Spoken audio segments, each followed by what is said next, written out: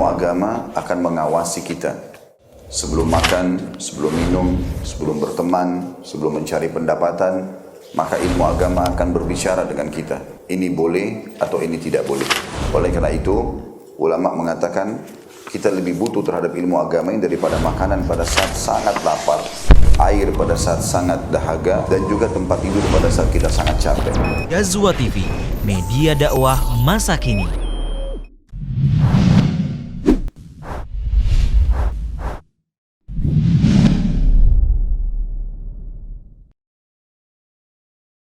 Innal hamdalillah nahmaduhu wa nasta'inuhu wa nastaghfiruh wa na'udzu billahi min shururi anfusina wa min sayyiati a'malina may yahdihillahu fala mudilla lahu wa may yudlil fala hadiya lahu ashhadu an la ilaha illallah wahdahu la sharika lahu wa ashhadu anna muhammadan 'abduhu wa rasuluhu la nabiyya wa la rasula ba'dahu. اللهم صل وسلم على هذا النبي الكريم وعلى آله وأصحابه أجمعين يا أيها الذين آمنوا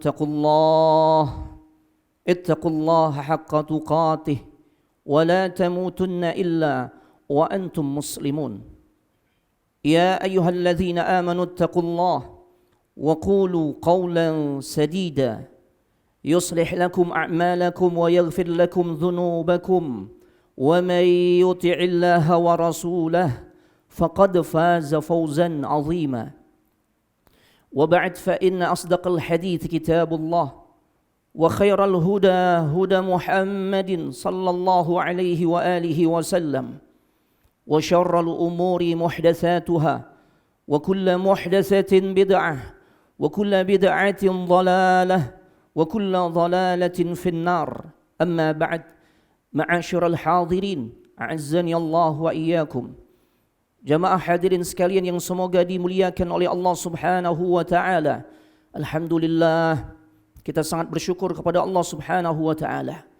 Di siang hari ini bertepatan dengan tanggal 3 Jumadal Ula 1445 Hijriah, yang juga bertepatan dengan tanggal 17 November 2023, bi'aunillahi wa taufiqih, dengan pertolongan serta taufik dari Allah Subhanahu wa taala, kita semua dimudahkan oleh Allah untuk bisa hadir melaksanakan satu ibadah besar, kewajiban yang memang harus kita laksanakan, yaitu melaksanakan salat Jumat secara berjamaah, yang tentunya harapan kita semua adalah semoga ibadah salat Jumat kita di siang hari ini serta semua ibadah-ibadah yang telah kita kerjakan diterima di sisi Allah Subhanahu wa taala. Ma'asyiral hadirin a'azzani Allah wa iyyakum. Berkata Imam Ahmad, untuk menggambarkan betapa pentingnya kesabaran harus ada pada diri kita. Terbukti tatkala beliau mengatakan, wa qad dzakarallahu subhanahu wa ta'ala fil Qur'ani 'anil sabr fi 90 mawdhi'an. Beliau mengatakan Allah sebutkan tentang masalah kesabaran di dalam Al-Quran itu sebanyak 90 tempat atau di 90 ayat. Ketika Allah menyebutkan satu persoalan di satu ayat saja di dalam Al-Quran, ini sudah cukup buat kita untuk yakin bahwasanya persoalan tersebut atau hal tersebut adalah syai'un muhim, perkara yang sangat penting. Apalagi kalau ternyata Allah menyebutkan tentang kesabaran ini sampai 90 tempat atau di 90 ayat. Ini luar biasa. Oleh karenanya kita sangat berharap Allah Subhanahu wa taala memberikan karunia kepada kita semua sifat sabar di dalam berbagai keadaan. Para ulama menjelaskan sifat sabar ini juga kita harus tunjukkan. Di antaranya litarkil ma'asi, untuk meninggalkan maksiat, menjauhkan diri kita agar enggak mudah jatuh pada perbuatan maksiat. Kita butuh kesabaran, jemaah.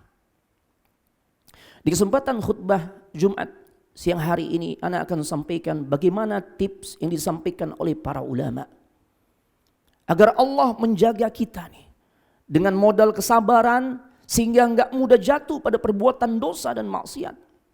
Terlebih kalau kita menyadari tentang bagaimana setiap harinya yang kita jalani nggak lepas dari namanya dosa dan maksiat kepada Allah. Maka kita butuh petunjuk. Petunjuk dari Allah Subhanahu wa taala yang dengannya kita berharap semoga jalan kita di dalam menjalani kehidupan di dunia ini akan selamat, tidak mudah jatuh pada perbuatan maksiat.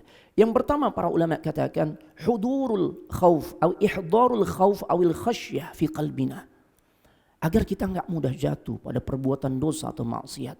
Dengan modal kesabaran yang kita miliki, maka hadirkan rasa takut di dalam hati kita. Tatkala kita akan melakukan maksiat, jikalau ternyata itu adalah momen terakhir kehidupan kita. Hadirkan rasa takut jemaah. Takut akan azab Allah. Bahkan yang dipesan oleh Allah untuk takut terhadap azab Allah bukan cuma kita. Termasuk hamba yang paling mulia, Khalilullah, kekasihnya Allah. Nabi kita Muhammad sallallahu alaihi wa alihi wasallam pun dipesan oleh Allah Subhanahu wa taala. Di dalam surah Al-An'am ayat 15 Allah berfirman, "Qul," katakanlah ya Muhammad, "Inni akhafu in asaitu rabbi azab yaumin azim."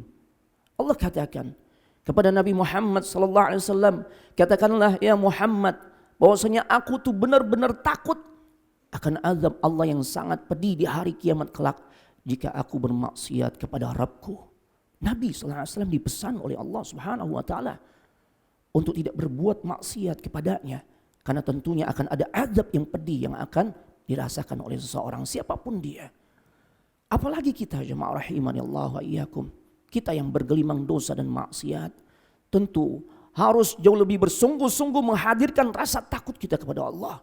Makanya kalau kita cermati juga, di banyak ayat Allah Subhanahu wa taala sering mengingatkan orang-orang yang beriman agar mereka takut kepada Allah.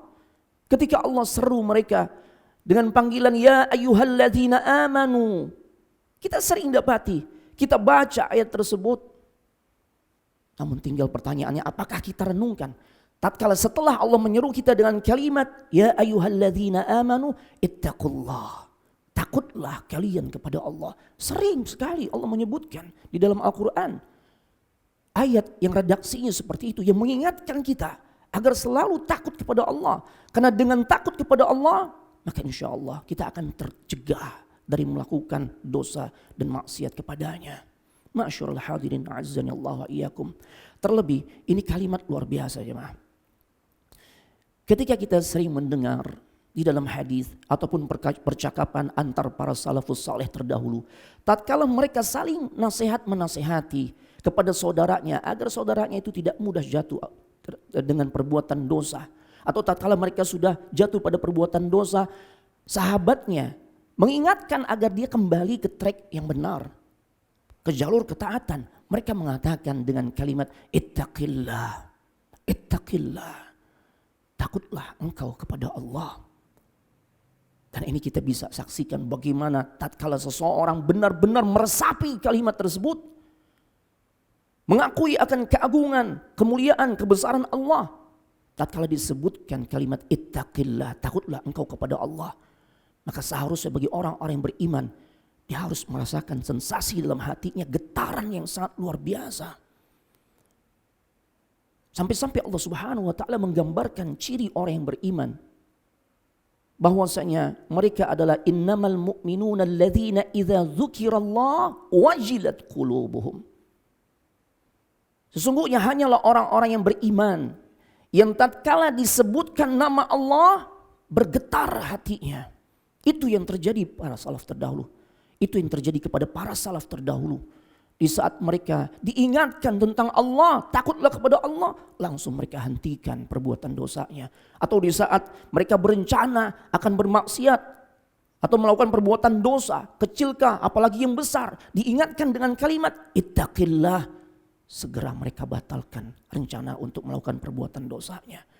Kita sering mendengar kisah yang tatkala seorang laki-laki yang sangat menyukai sepupunya yang wanita, yang kemudian pada saat kami ringkas kondisi di mana si laki-laki tersebut sudah tinggal menzinahi si wanita tersebut, sudah sangat kondusif untuk melakukan perzinahan kepada wanita yang sangat dia cintai, tapi kemudian wanita itu mengingatkan laki-laki tersebut dengan perkataan ittaqillah, maka getaran di dalam hatinya pun muncul sehingga dia mengurungkan niatnya untuk menzinahi sepupunya tersebut. Luar biasa jemaah rahimanillah wa iyyakum. Pertanyaannya, kenapa kalimat ini terasa enggak ngefek di dalam hati kita? Padahal ayatnya sering kita baca, ya ayyuhalladzina amanu taqullah.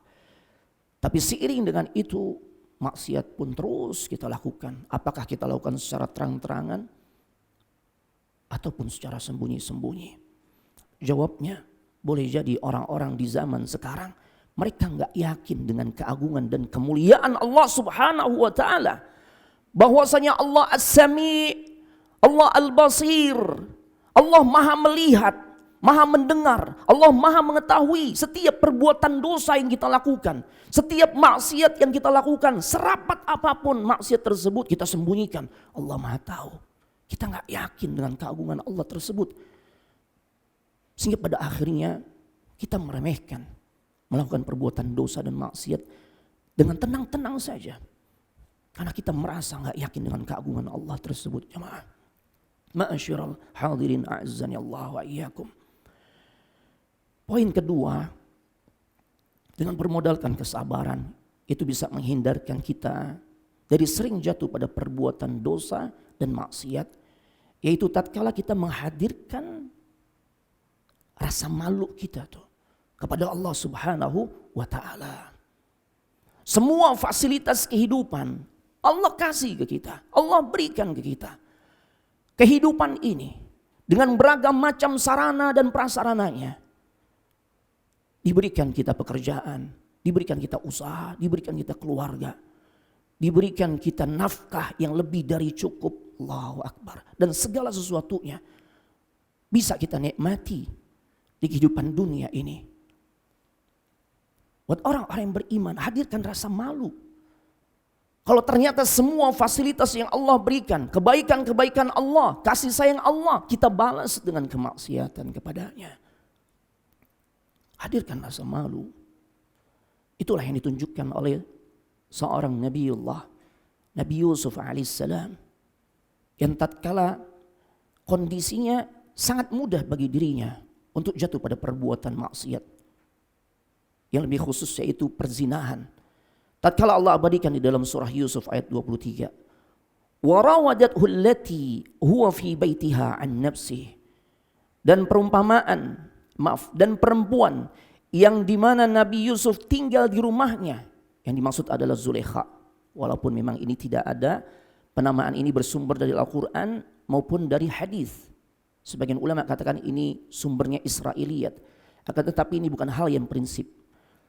Bahwasanya tatkala Zulaikha, di mana rumahnya itu dijadikan sebagai tempat tinggal bagi Nabi Yusuf alaihissalam, dan kemudian kondisinya saat itu wa ghallaqatil abwab, semua pintu udah tertutup, dan bahkan si Zulaikha berkata, wa qalat haytalak, marilah wahai Yusuf, mendekatlah kepadaku. Ini kondisi yang sudah amat sangat kondusif. Kedua insan yang berlainan jenis, yang perempuan cantik, yang laki-laki sangat ganteng. Allahu Akbar. Semua pintu terkunci. Sangat kondusif. Keduanya melakukan perbuatan dosa besar, melakukan perzinahan. Bahkan sang wanita pun pihak yang menggoda terlebih dahulu. Tapi yang menjadikan sebab Nabi Yusuf pada akhirnya selamat dari melakukan perbuatan dosa besar adalah tatkala muncul rasa malu di dalam hatinya. Ketika ia berkata, qala ma'adzallah, aku berlindung kepada Allah. Innahu rabbi ahsana mathwaya. Sesungguhnya Rabbku itu sudah sangat baik kepada diriku. Sangat tidak patut tatkala semua kebaikan telah dilimpahkan kepada dirinya, kemudian dia balas dengan kemaksiatan. Muncul rasa takut dalam dirinya, sehingga itu menjadi sebab penghalang bagi diri Nabi Yusuf untuk melakukan dosa dan maksiat. Aqulu qawli hadza wa astaghfirullah li wa lakum wa lisairil muslimina wal muslimat wal mu'minina wal mu'minat fastaghfiruhu innahu huwal ghafurur rahim.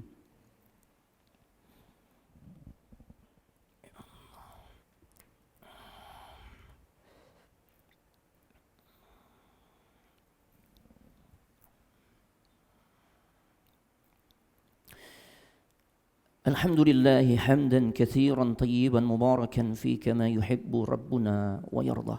Asyhadu an la ilaha illallah wahdahu la syarika lah wa asyhadu anna Muhammadan abduhu wa rasuluh la nabiyya wa la rasula ba'dah. Allahumma salli wa sallim ala hadzal nabiyil karim wa ala alihi wa ashabihi ajma'in. Ma'asyiral hadirin rahimanillah wa iyyakum. Jamaah hadirin sekalian, semoga dirahmati oleh Allah Subhanahu wa taala.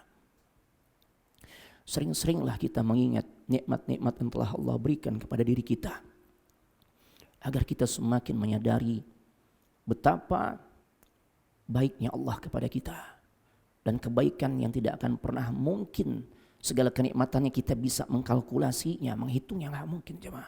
Saking banyaknya nikmat yang Allah telah berikan. Allah menegaskan dalam Al-Quran, wa in ta'uddu ni'matallahi la tuhsuha. Jika kalian mencoba menghitung-hitung nikmat Allah, la tuhsuha, enggak akan pernah kita bisa menghitungnya.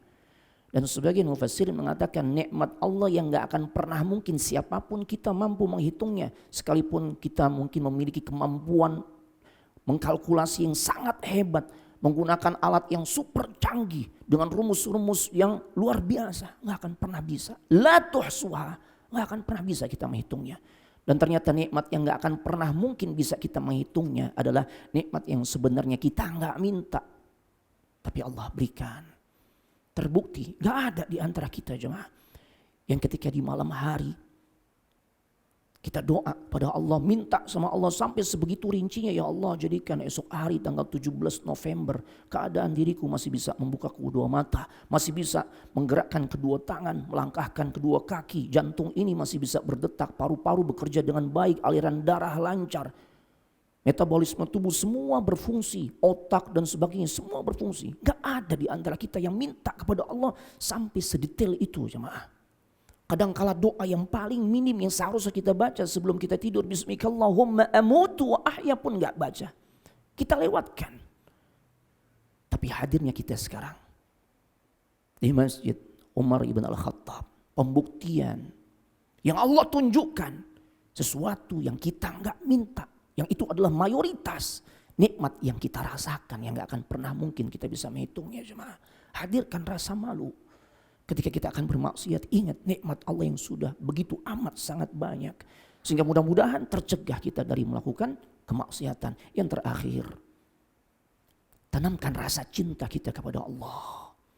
Allah Subhanahu wa taala mengatakan dalam Al-Quran surah Al-Baqarah ayat 165, "Walladzina amanu asyaddu hubban lillah." Dan orang-orang yang beriman kepada Allah, cinta mereka kepada Allah luar biasa dahsyat jemaah.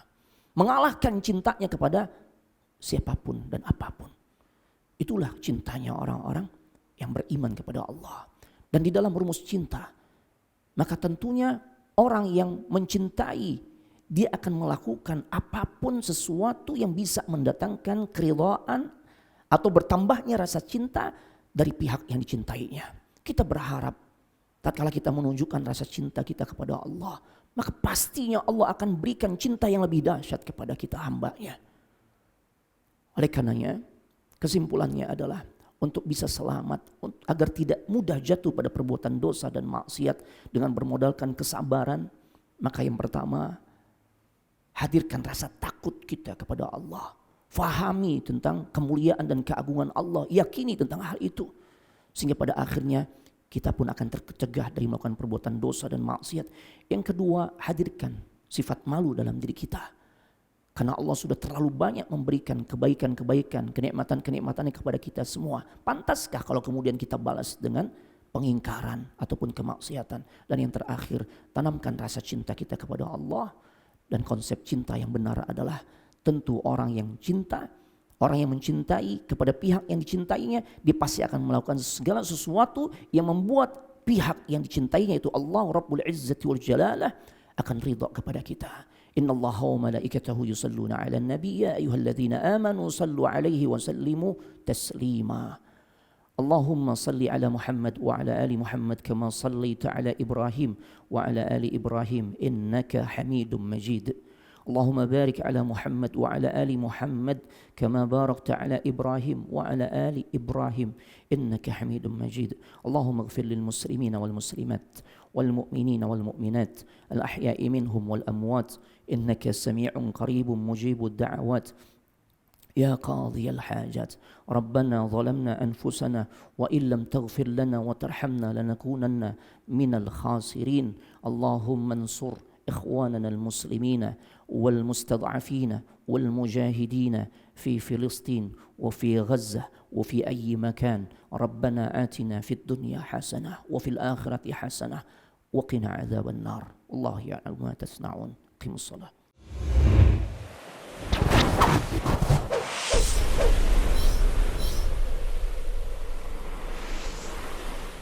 يعظكم لعلكم تذكرون فاذكروا الله العظيم يذكركم واشكروه على نعمه يزدكم ولذكر الله أكبر. أقيم الصلاة.